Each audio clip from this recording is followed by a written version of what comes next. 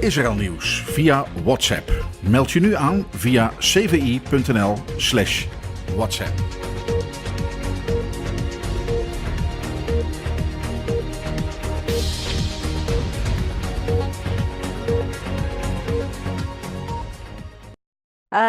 First of all, I want to thank Jaap because I'm not used to working with the translator and I have quite poor concentration.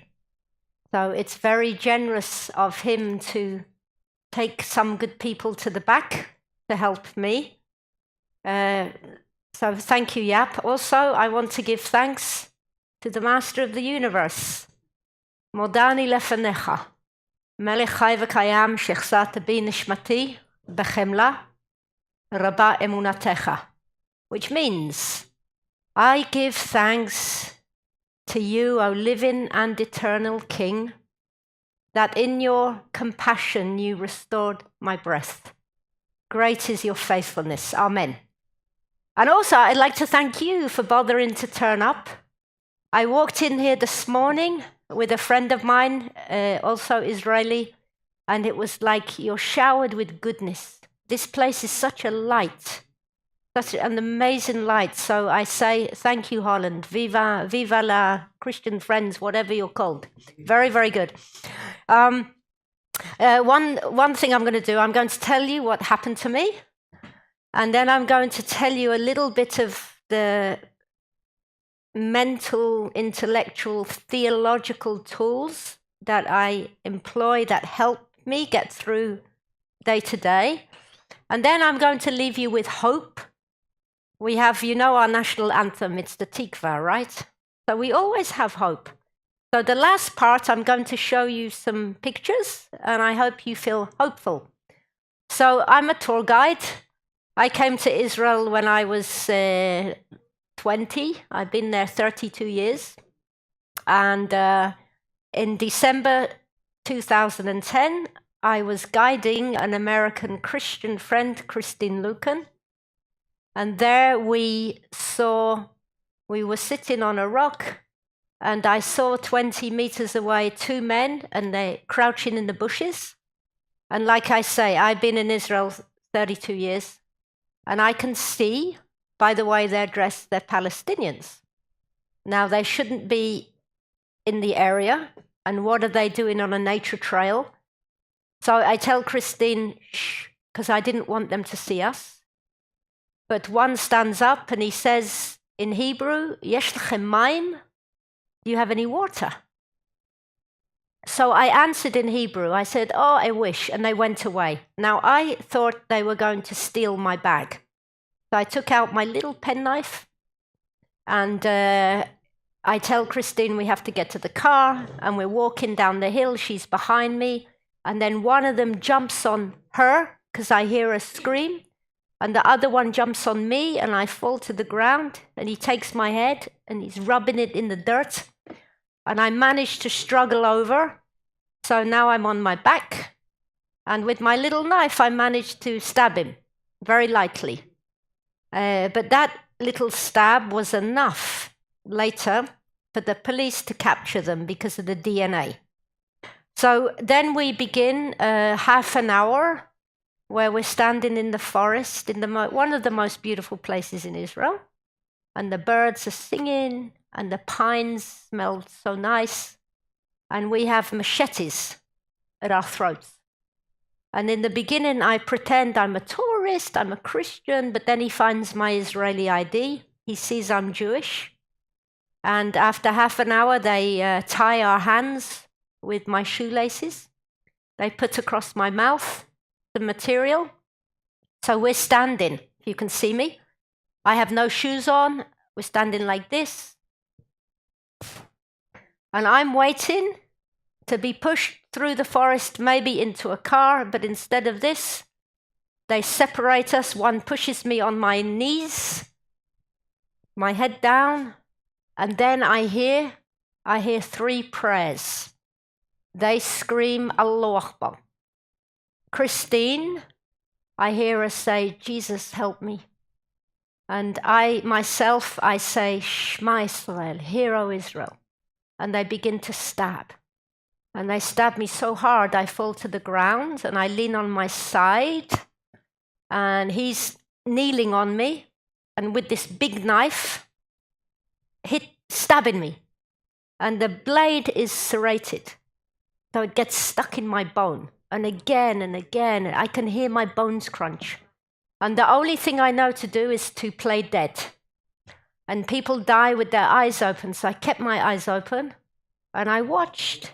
2 meters in front of me, I watched an innocent Christian woman hacked to death before my eyes. They leave, and they come back, they turn me over, and now I'm looking at the sun, the sunset, and I see this silhouette of a man's hand holding a knife, and I watch him stab me in the chest, and I didn't move. They think Christine is dead, but they think I'm also dead. They leave, and then I have one last commission in life, and that is to get up and die nearer where I parked the car so the police can find my body. And I managed to stand, and somehow, gagged, bound, barefoot, I walk step by step. And it's so hard to breathe, I can see my ribs. And I'm thinking of the people I loved. I'm thinking about the life, what I won't see again. My life is finishing. And then I realized if I think about all the things I will miss, I will just die there. So I began, as a jazz musician, I began to think of an arrangement, piano arrangement of the song, Somewhere Over the Rainbow. You know the song?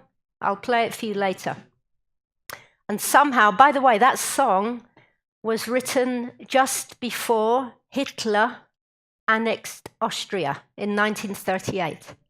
And it was written by 2 Jewish men. And if you listen to the lyrics, it also speaks about Jewish hope for a better world. And somehow thinking of this music, gagged, bound, barefoot, dying, I managed to walk over a mile. Now, I want to show you, I'm not very good with this, but I'm learning. Can we make the lights go out?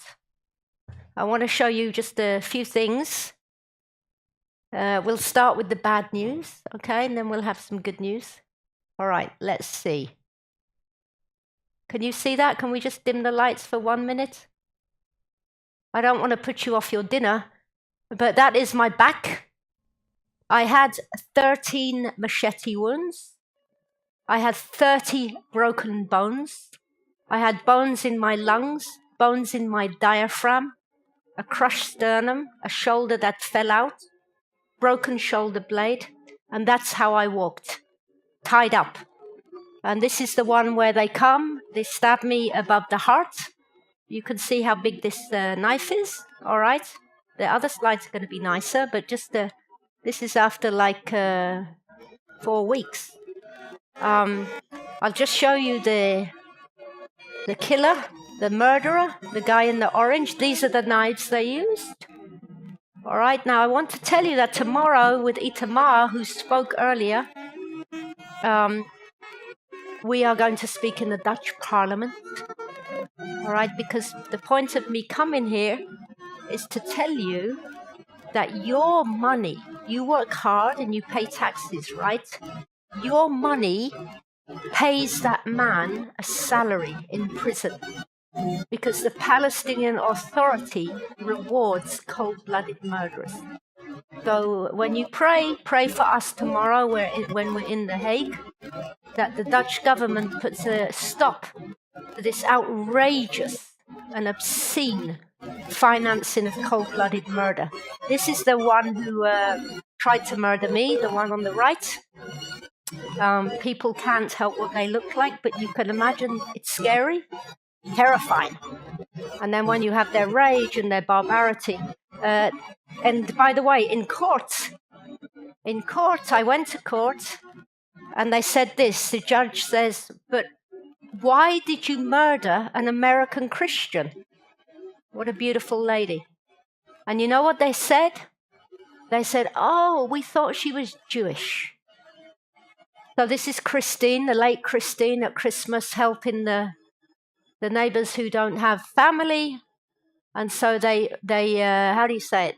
The Palestinian Authority is paying, they've paid over 70,000 euros to the people who murdered my friend, which is also Dutch euros. Now, just to show you, I think only Yap can read this, myself and Yap. Well, there's a few here who know Hebrew. Ken, Gamad, Gamareika, Gamze, actually you all know Hebrew.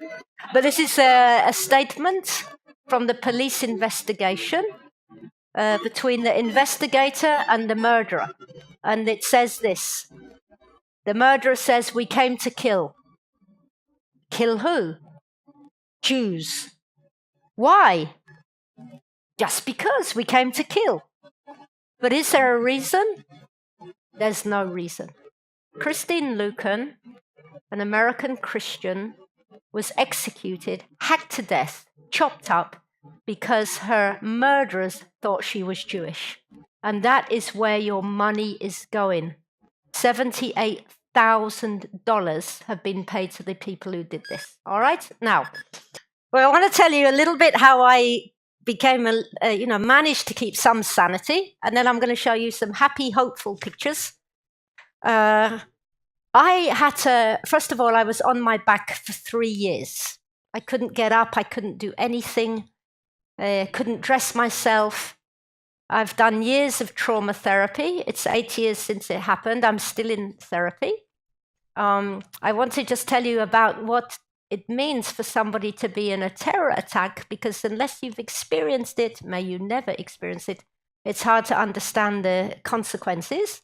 It's a lot of losses. I mean, I lost my health. I lost a pain-free existence. I lost my friend. I lost a good night's sleep. There's no night or day.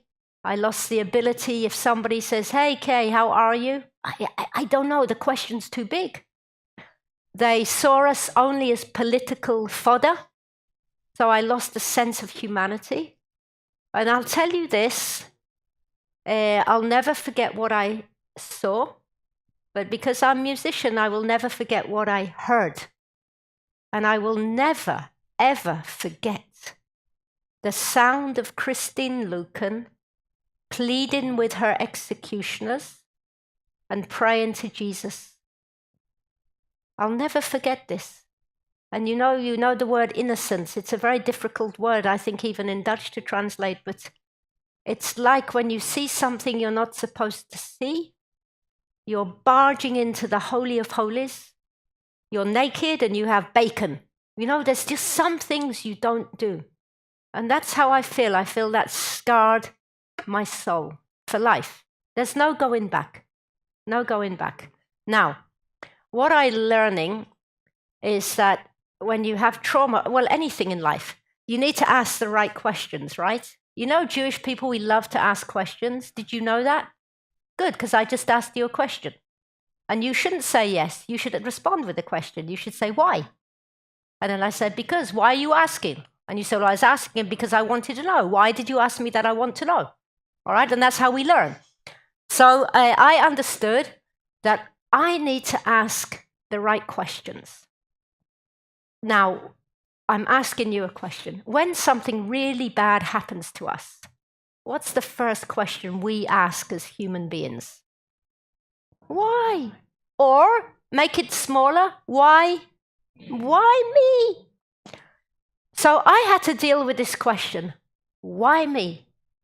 And when I was in therapy, my therapist said, she said, look, Kay, when you read the news and you hear about terror attack in Syria, or in Europe, in France, in London, everywhere, Germany, you never ask, you never say to yourself, wow, those people who got murdered, why them? Why them? I don't. Honestly, I don't. I wish I did, but I don't.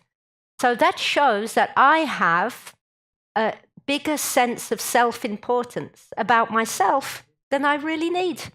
I don't say why them, so why should I say why me? So the why me There's an old Jewish saying, all right, it's very good. When somebody talks to God, or heaven as we call it, there's a saying, if you say to God, why me? You know what God says? And you have to do it in a Yiddish accent. Why me? Why not? Why not? What? You're so special, everything revolves around you. So I understood this was the wrong question. I have developed a theology of why it happened to me, and I can explain it in one Hebrew word. And I want you all to say this word, and you're very good. You Dutch, you speak Hebrew. We have the same. All right? You're coughing all the time. You're coughing. So you have to say the word kacha. You know what kacha means? Good. It means just because.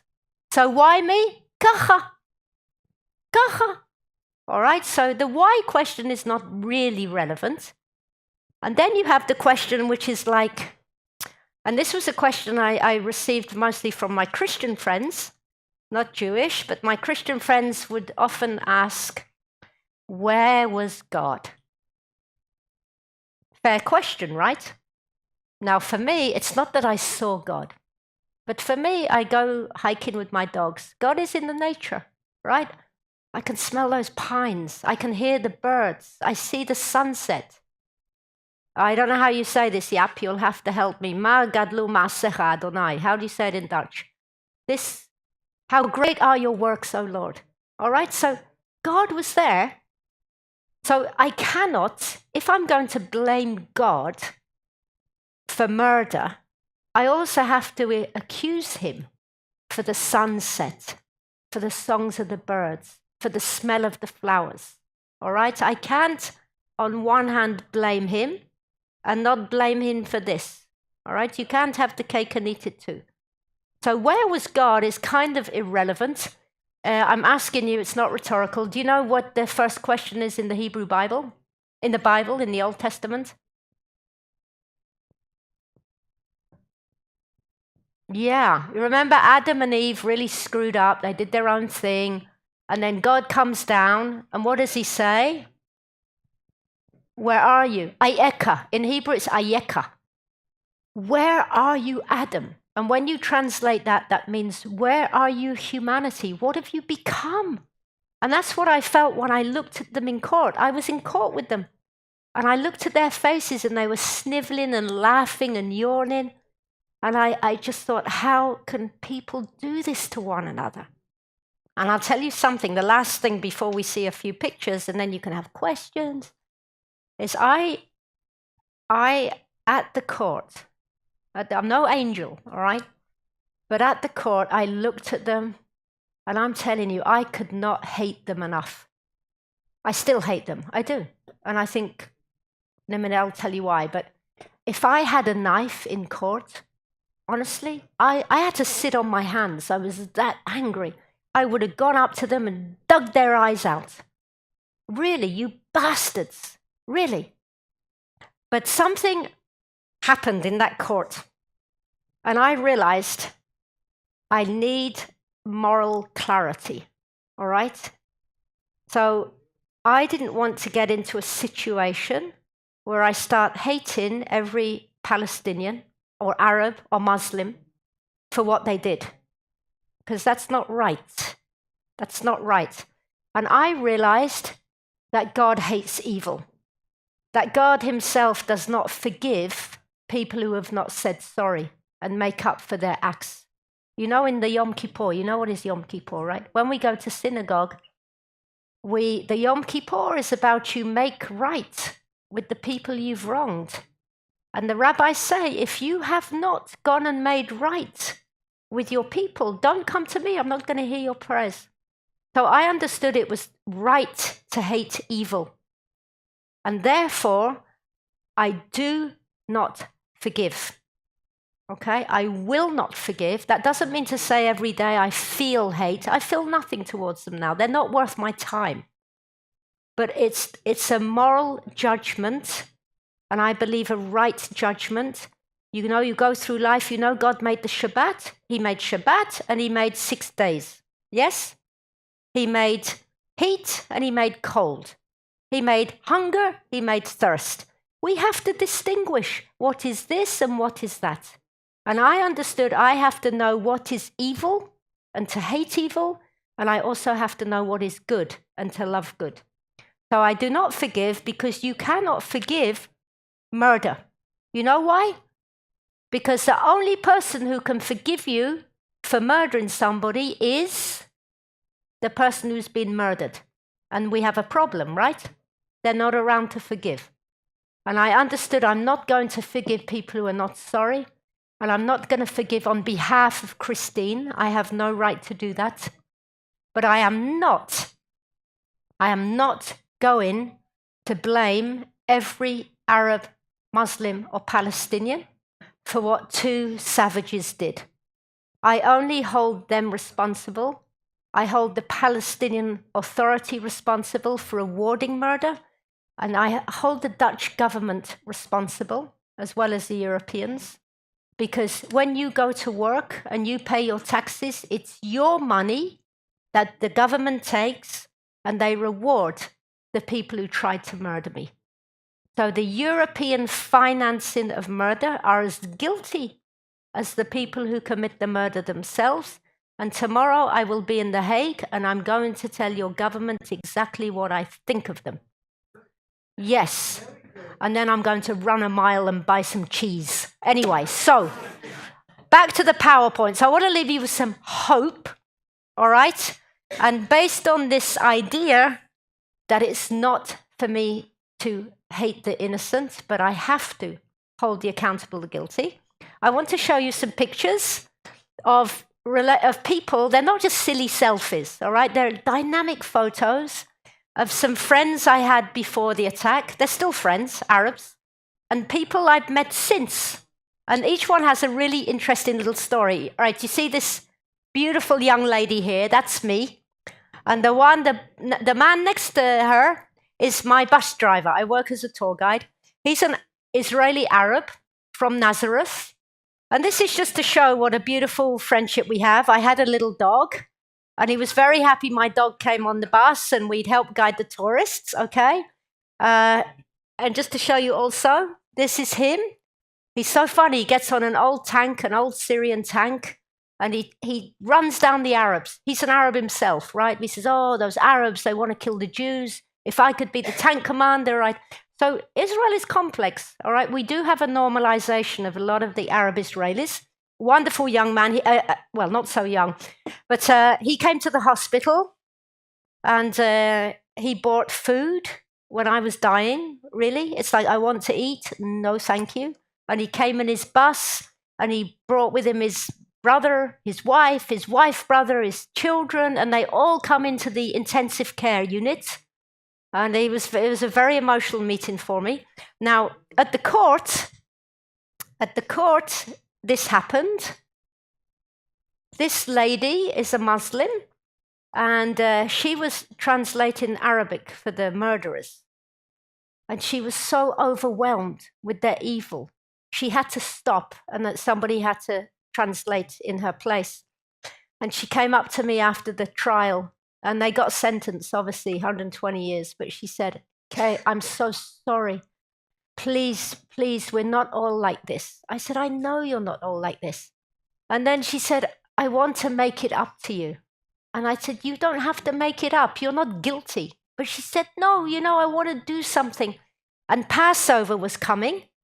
So she said, I want to invite you to my house for Passover. And I said, but you're Muslim. She says, yes, but we're all one family. So I went to her house and I just told her, because she didn't know, I said, look, no bread and sadly no beer, but we can still have wine. And she made me food, and I just think that was an amazing gesture on her behalf. Now this guy, the young guy on the left, I'm going to give them all, no taking photos of any of this, please, from now on, very important. This young man, I'm going to call him Thomas. His name's not really Thomas, but he lives in the area under the Palestinian Authority. I knew him before the murder. And sometimes we would argue a little bit about the security barrier. This is before the attack. And then one day I decided, you know what, I'm not in his situation. And he's got 2 beautiful children. And I said, I'll take you to a nice play park. This is 10 years ago. I'll take you to a nice play park so your kids can experience the good life. So that's one of his children. And when we walked in this play park, look at his face. He's looking at this and he says, how do you have all of this? And I said, because your authority has been given billions and they've stolen all the money. You could have this for yourself. And he was so angry. And then what happens is I'm attacked. And a few years later, I wrote an article in the Times of Israel criticizing an English church, St. James, who decided at Christmas time that they were going to build a wall and then they're going to show how poor the Palestinian Christians are, what victims they are, and how bad the Jews are. And I found that outrageous as somebody who also has British citizenship. So the church is called St. James. And my friend Thomas, he said there was some graffiti in Bethlehem, which was praising St. James. All right, good for St. James, standing up. And so my friend Thomas said, Kay, I'm so sorry what happened to you. I changed my mind because there was no wall where you are. If there was a wall, you would have been all right. So he said, I got a plan. I want to do resistance. So this is what we did. He drives me in his car to Bethlehem. He gives me a can of, spray paint. And I graffitied St. James, no to jihad, justice for Christians, and justice for all people. And then we got in his car and we sped off. You know, it's a bit dangerous. This was on one of those non-profit Palestinian nonsense. And then we're driving along and we're all a bit adrenaline. He says, oh, you know what? We need a selfie. You should go and have a picture with the Palestinian police. So there we are. And he felt, what do you call it, empowered that he was doing something right. Now, the result of that article that I wrote, it was, I discovered I write well and I won some awards. And then this man contacts me one day. He's an Israeli Arab Orthodox priest. Not him, that's Rafi, this guy. All right, and this man, he said to me, he said, Kay, we are so sick of, being under Islam. We're Christians, we're Arabic-speaking Christians. And he wanted to encourage the Christian community to serve in the Israeli army. He wanted to encourage the Arabic Christian speakers to feel part of Israel, all right, which is really important. So I became his ghostwriter. I used to write these articles like I was a Christian priest. Life is weird. And he started, and he actually won an award for his writing. And now only me and him know that I wrote it. So after he gets the award, we go to his office and he thinks it's very funny, but that's a very nice story. And he's still doing amazing work. Now, things changed. I'm going to get into the Palestinian situation here. This young guy, do you remember the kidnapping of the 3 Jewish teenagers? Terrible business. So when they were kidnapped and we still didn't know they'd been murdered, this young man is an Israeli Arab Muslim. His name is, and his real name is, because it appears in the media, so I'll tell you his real name, Mohammed Zawabi. And this young man, when he heard about the kidnapping, he was so shocked. He said, they're my age, they're kids my age. And he films himself in Arabic, Hebrew, and English, and he says, bring back our boys. Now, as a result of that film on YouTube, he got lots of death threats from other Arab Muslims. And I was watching him on social media, and he's a kid, getting a bit big for himself. And I told him, I contacted him, I said, you maybe you know me, but you have to be very careful.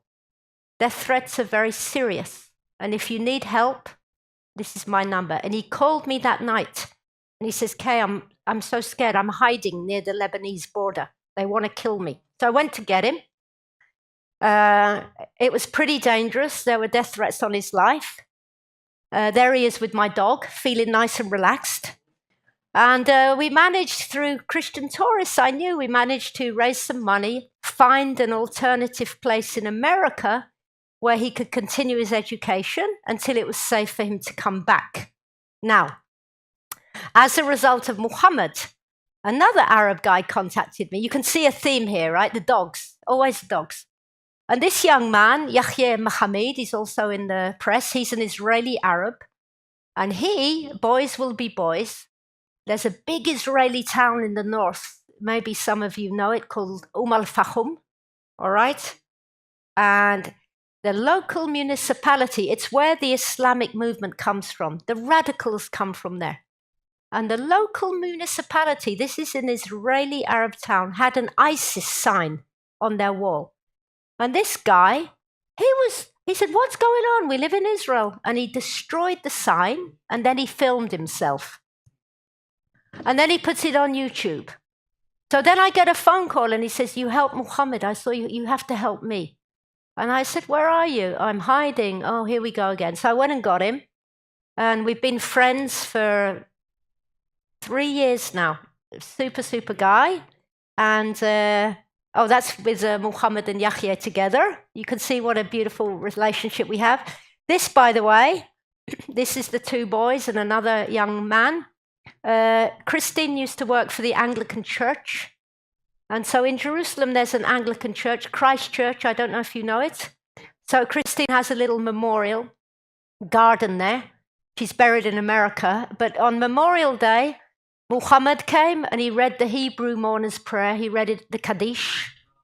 And Yahya read we're talking about two Muslim guys. Yahya read the Lord's Prayer, Our Father in heaven. So it was very moving, and they brought along a friend. And then, this was 2 weeks ago. This is the same kid, Yahya, he's grown up. And his mother, who's culturally Muslim, Yahya realized after a few months that because he has the same rights as Jews, he wants the same responsibilities. And he wanted to serve in the army. And I said, you're crazy. If you serve in the army, you can never go back to your town. And him and his mother, they decided that was the right thing to do. So he just got his green beret. And I'll show you a really beautiful picture. Amazing, huh? And this one's even nicer. Look at this. You won't see a happier mother. And she was like the little darling of all the Israeli soldiers. It was quite extraordinary. So this, all right, this is kind of strange, but there was a group of artists, tattoo artists, who wanted to tattoo survivors of terrorism. There were mothers and fathers who had the names of their sons and daughters. I don't have kids. I've never been married. But I had an idea that I want a Jewish prayer of thanksgiving.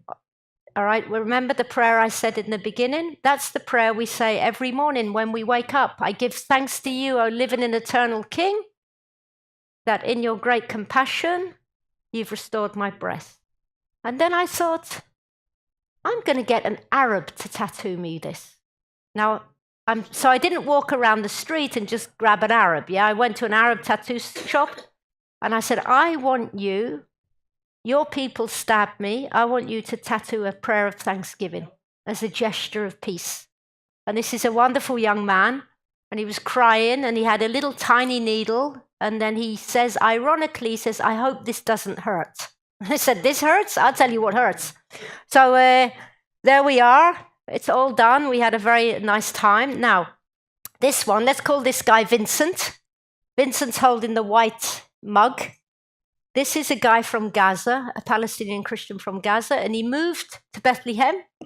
He started studying in the Bible college in Bethlehem, and then he had this experience with God, he said, where he just felt very close to God, and he started to love Jesus of Nazareth. But everything he was being taught in his Bible college, it was like replacement theology and liberation theology. So this guy contacted me a few years ago, 4 years ago, and he said, I'm so sorry for what they did to your friend. So I said, yes, but are you also sorry for what they did to me? And he said, of course, of course. So we began to meet, and he fell in love with the Bible and the New Testament, the Hebrew Bible, the New Testament. And it came to his birthday. And I said, what do you want for your birthday? And he says, I want the Bible, but I want it with a commentary of the rabbis. of Rashi and this. He says, I don't want to learn the Christian stuff. I want to learn the real Jewish Bible. No disrespect, that was his words. So I organize a little party. These are all settlers, religious Jewish people. And he's telling his story. Everybody is in tears. The guy has an amazing story. And we gather some money and we bought him a Bible. And then there's look, very nice. And then we have the nice thing where we made him a cake. We wrote in Hebrew, Happy birthday, Thomas. Not really Thomas. And there was a moment where I gave him this big knife and everybody was quiet for a few seconds, but then he cut the cake. So, and that's you can see what a beautiful moving picture this is. Now, recently I spoke at, also in a settlement. I don't like these words. It's like people who live in a settlement. It sounds bad, but it's beautiful. It's a good habit. But this is a group of Jewish people and also Arabs from living in the Palestinian Authority. There are 5 more Palestinians there who were too scared to be in the movie, in the photo. All right, and I just told what happened to me. And I'm always very clear with these people because I think if you need to do something with peace, you have to be truthful. So I say, look, Israel should be kind to the stranger in the land, all right? But we have a 4,000-year history. You have no history. You have 70 years history. There's never one Palestinian coin. There's no Palestinian town, nothing, no Palestinian writings. We have to be very clear, all right, that you don't have a long history. Let's just be honest about it. And I could address also the subject of their perpetual victimhood. When you read the media, you would think that there's a Holocaust going on in the Palestinian Authority, and it's not. It's nonsense. And so I told them what happened to me. They were very, very moved. They were very sincere. And the guy with his hand up on what side is this? Left-hand side. I invited him to my house. He wanted to come and visit. You can see a theme here of dogs and wine. So that's a very nice new relationship. Now this one, let's call him Lucas. Very fine young man. He needs to get married. If any of you have daughters, all right, he really, really needs to get married. He's a super guy. I promised I'd ask. I said, Lucas, I'm going to ask. So we become friends. He's a really wonderful man, wonderful. And he said, look, Kay, I just love the Jew. He's culturally Muslim. He says, I love the Jewish rabbis and the traditions. And Purim was coming up. You know Purim, where we all dress up. And he said, I just want, you know what I want to do in Purim? I want to go and meet settlers. Now, all well and good, but it's problematic because in the Jewish festivals, the security is big. Now, I wanted him to meet my friends who live in a settlement, but the army is there and it's difficult. And I thought it's going to make a problem. I don't want to make a problem for Israel. And I don't want him to be humiliated And then I thought, but it's Purim. I have the perfect idea. How do you get through an Israeli checkpoint at Purim? How do you bring a Palestinian Muslim into a party with Israeli settlers? You dress him up as the obvious. You dress him up as a terrorist. So that's what we did. We drove right through security. And these are with, it says not in God's name, which is kind of funny. And then last week, this young man, we met again, and he said, I really want to go to the Holocaust Museum. So I took him to Yad Vashem, and he wept from the beginning to the end. And he said, Kay, we don't have this material here. We don't have anything. So he's interested in translating things in Arabic. Now, the last example I want to use, and then I'll play you some music. Very interesting. I met a young guy who comes from one of these refugee camps, which are a complete sham of the United Nations. And this young man is extraordinary. He understood that his own people, they are kept in victimhood. They're just always refugees. There are 3,200 non-profits in the Palestinian areas. 3,200, and nobody is doing a thing. And he told me, Kay, they teach us that Jews are pigs and monkeys. They teach us Jews are unworthy of life. And what he did he had the brains that he was going to learn English. He was going to teach himself English, because once you have English and you have a computer, you suddenly learn about a different world. And we met over a few times, and we kind of came up with this idea that we, or he, not he, I'll tell you what this is, this young man, which you'll see in a minute, we want to do an after-school program, because the kids come out of school and they got nothing to do. And then the Hamas and the PLO take them and they turn them into murderers. So we want to offer them a program of where we teach them English, where we teach them things like music and art, things that soften the heart. It's a counter-radicalization program. It's very dangerous. If the Palestinian Authority knew that he had a normalization with Jews, they'd kill him. So we have to do everything like this. But I thought it's a really, really good idea. So we're just starting the project. That bottom house, the bottom level, this is what it looked like. This is it outside. I mean, for goodness sake, what does it take to clear up it's disgusting. How can people live like pigs? They need to take responsibility. So this is it before the decorations.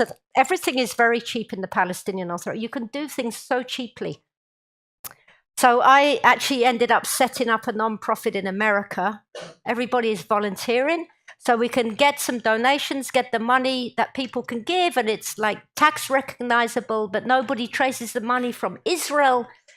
And we got a little bit. And so what we managed to do, we've done some decorations. And so here we are. There we're putting up some nice English stuff, A, B, C, D, E. And he came to my house for the Sabbath. And we're very hopeful about, we can turn this off now. But as much as I speak about terrorism and the financing of terrorism, I think things like this can really give hope for a better world. And that's what I want to leave you with. We can do a Q&A in a moment. But what I want to do, I want to just play you a little tune. If you remember, I talked about playing Somewhere Over the Rainbow, right? Thinking of Somewhere Over the Rainbow. And remember, this song, written by Jews just before World War II, talks about Jewish hope for a better world. So would you mind if I play for 2 minutes? It's okay?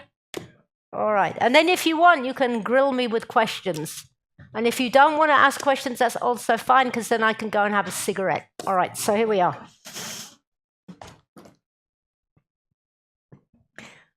Okay.